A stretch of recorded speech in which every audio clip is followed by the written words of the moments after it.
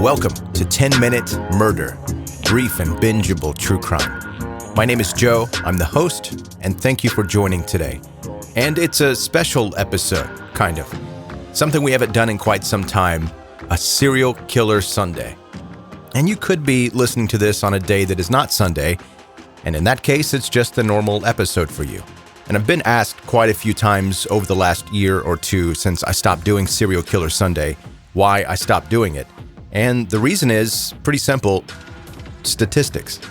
People aren't really listening on Sundays, and I felt like I was putting in a whole lot of work on a Sunday for nobody to listen. I mean, people were listening to it, but that's the least listened to day, which is originally, by the way, why I started doing it. I thought, well, there aren't that many people listening on Sunday. I bet I can drive up those numbers if I do like a special episode on Sunday. And it did, it works. More people listen on Sunday than the average Sunday. But there's a lot of work that goes into it, and the payoff wasn't there, if that makes any sense. So I stopped doing it. I thought, well, people aren't interested. And then I got inundated with emails about it, as after a while after I stopped doing it. So I'm going to try to do it more often. It's absolutely not going to be an every Sunday type of thing, but I'm going to do it as often as I can. If you follow on social media, I'll give you a heads up as to when that will happen. And because I haven't done it in quite some time, I decided to make this one a two-part episode. I try to keep these episodes to 10 minutes or less, and I guess I could do that with this episode. I'd be packing a ton of stuff into 10 minutes like normal, but I figured I would just do two parts of this one. So this one you're listening to now is obviously the first part. And before we get going into it, if you are a brand new listener to 10-Minute Murder, make sure you hit subscribe wherever you like to listen to podcasts. I'm assuming it's wherever you're listening right now. Hit subscribe, you won't miss any future episodes, and you won't have to go searching for it every time you'd like to listen to 10-Minute Murder. It's just always right there for you. It's absolutely free, and I think super convenient to be a subscriber to 10-Minute Murder. Also, like I mentioned before, connect on Facebook, Instagram, Twitter. Links are in the show notes of this episode, or you can go to 10minutemurder.com. Now, to today's story.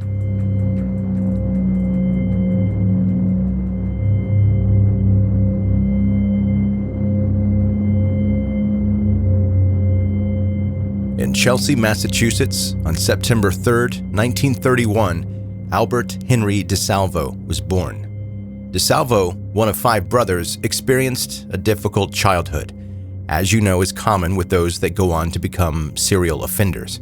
According to Gerald Frank's 1966 book, The Boston Strangler, his father was an alcoholic who believed in equality within his family. But that equality consisted of beating each and every single member of the family. They were all catching his hands, mom included. Now that's not a direct quote from the book, but that's what happened. But what is a direct quote from Albert came from A&E's true crime story, where DeSalvo claimed that, quote, "He smashed me once across the back with a pipe. I simply wasn't moving quickly enough." Albert, the child, who started shoplifting at age 6, developed into a delinquent, and he spent time in and out of jail for violence and petty crime. He also went to a rehabilitation academy. DeSalvo enlisted in the Army and became a boxer while in the Army. He did really well as a middleweight boxing champ among the other soldiers stationed in Europe. He began a relationship with a German woman that he met named Irmgard Beck while she was a tour guide in Germany. After getting married, they moved back to America. Despite Irmgard giving birth to a girl that had some physical disabilities, which can be difficult financially, they led modest lives and were able to support themselves. His wife, though, tried to avoid having sex with DeSalvo as much as she possibly could. She knew that he had a strong libido and thought that if she had another child with him, it would also have a disability. She wasn't able to, sorry not tonight I have a headache, enough to keep him from having a second child with her.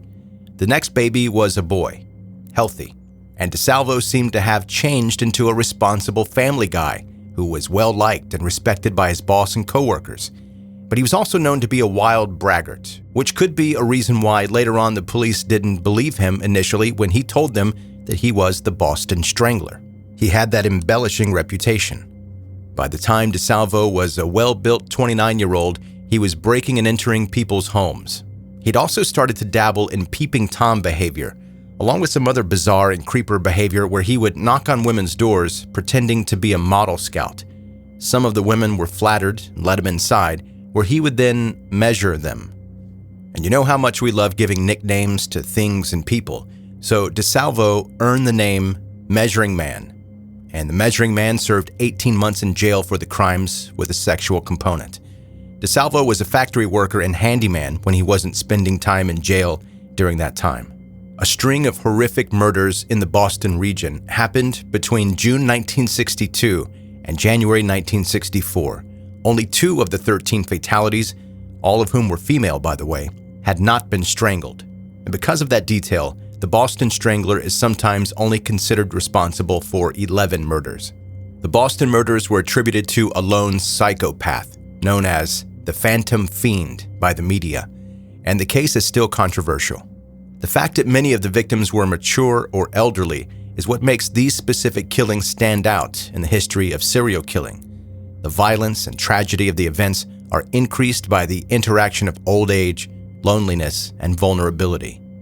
Due in part to a lack of tangible evidence, nobody was truly tried for the Boston killings, but the majority of people in the know, at least, believed DeSalvo to be the culprit. She had always been a fan of mystery stories and considered herself an amateur psychologist. In June of 1962, Loretta McLaughlin, a reporter for the Boston American newspaper, read a small news story that piqued her interest and began to lead her on a most fascinating journey. The way the story began for us, I think, is sort of interesting. It was summertime, 1962, and things were sort of, the news was quiet. And there was a woman, Anna Slessors, murdered, found dead over in an apartment behind Symphony Hall in Boston. The story got, I think, about 4 paragraphs on page 14, viewed as, you know, just sort of an anonymous, just passed as one of those things that happen in a city and no one understands. And then by the end of June, another woman was found strangled, only she wasn't in Boston, she was up in Lynn on the North Shore. So those things were not really connected very much by the police or anyone else. Then we got into July, and there were 2 more. And these again now were Boston women, and they were all elderly women, elderly by the standards of a 30-year-old anyway. And they didn't seem to make any sense, and no one was paying very much attention to them. And one summer day, I went up to the city editor at the time, Jack McLean, and said, if he didn't have anything else for me to do, I'd really like to take a look at these stranglings. And he sort of said, why? He said, Loretta. He said, they are nobodies. And I said, that's the whole point. Why should anyone be going around killing women who are nobody? And so I set off to try to talk to their families, try to find them, try to find out what we could about the women, but also trying to see if there was any pattern to the crimes at all. And there was, in my view. I mean, you know, it's like rank amateur, but nonetheless, I mean, there were some fascinating similarities. All the women wore eyeglasses, which might not seem so unusual in that age group, but for all 4, you know, all of the women had a very distinct musical interest. And one could fantasize about whether they were playing music and the killer came in on the waves of song or something, or was lured by that. In our area, which is a very major medical center, it also might not seem so unusual, but all women had connections to a hospital.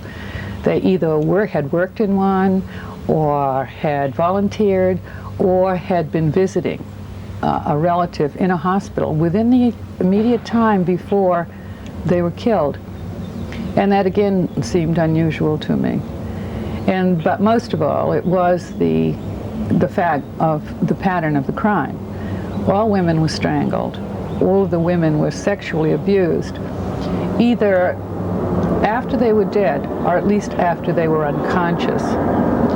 And more than that, each one was decorated with a huge flowing loop, 1 or 2 by bathrobe cords, one with nylon stockings, another one with a silk blouse plus a nylon stocking underneath it.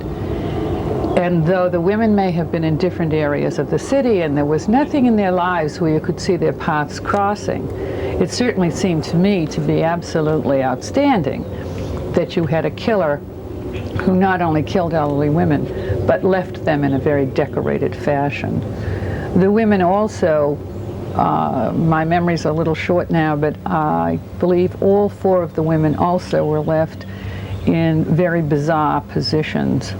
And so one could again read in some sort of medical fantasy or something like that. And that's where we're going to stop with part 1 of the Boston Strangler, a 2-part special for Serial Killer Sunday.